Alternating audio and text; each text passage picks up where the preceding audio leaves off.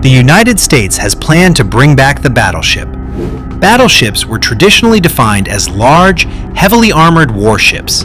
They were once considered the most powerful vessels in any navy, until aircraft carriers surpassed them. The last US battleships were decommissioned in the early 1990s. Now, however, the US is reviving the battleship as a modern, missile-packed sea monster called the Trump Class Battleship. So, what would this battleship look like, and does modern warfare still need a battleship at all?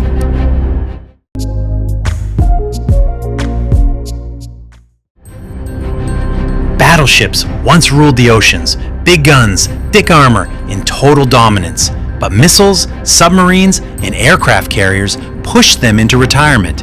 So why the renewed interest? Because modern naval warfare has changed again.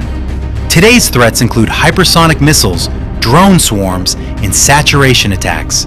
A single destroyer can be overwhelmed. Aircraft carriers are powerful, but also expensive and vulnerable. This has led the United States to consider building heavily armored, missile-centric surface combatants, bringing back the battleship in a modern form. So, what is the Trump Class Battleship? The Trump Class is best described as a heavy missile arsenal ship, larger than a destroyer, but not a traditional battleship. Technically, it's closer to a super destroyer or arsenal ship, marketed politically as a battleship for its size and firepower. The new battleship handles modern threats by deploying massive missiles, using advanced defenses including lasers and electronic warfare to intercept drones and missiles, and operating in high-risk zones to protect carriers, combining strike power with survivability.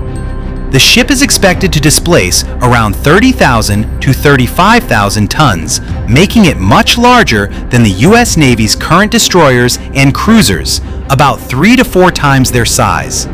At 840 to 880 feet long, it falls in the same broad category as the World War II Iowa-class battleship, though weighing roughly half as much due to modern design.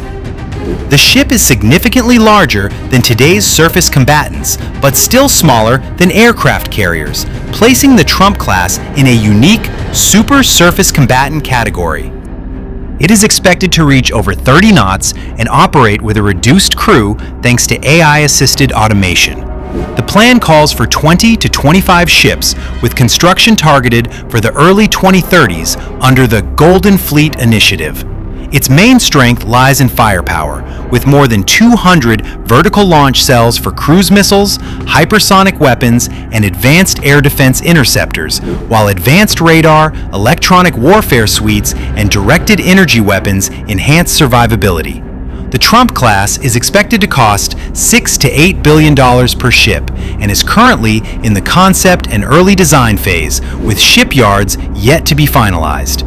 The first vessel is projected to enter service in the early 2030s. For comparison, the Zumwalt-class destroyer cost over $4 billion, highlighting how ambitious and expensive the Trump class would be, making it one of the most formidable surface combatants ever planned by the US Navy. The Trump class is designed for high-intensity warfare, not routine patrol missions. It is envisioned as a floating missile fortress, capable of operating in a heavily contested region, escorting an aircraft carrier independently, and delivering massive first strike or counter-strike firepower.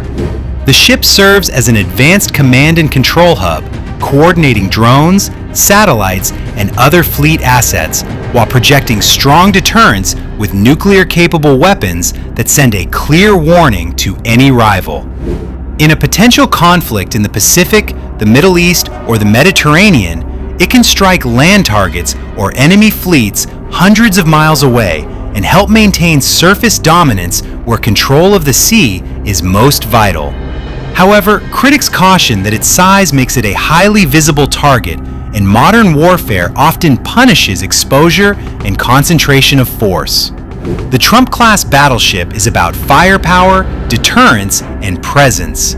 Whether it becomes a game-changer or an expensive experiment remains to be seen. But one thing is clear: the US Navy is preparing for wars where missiles, not planes, decide the outcome.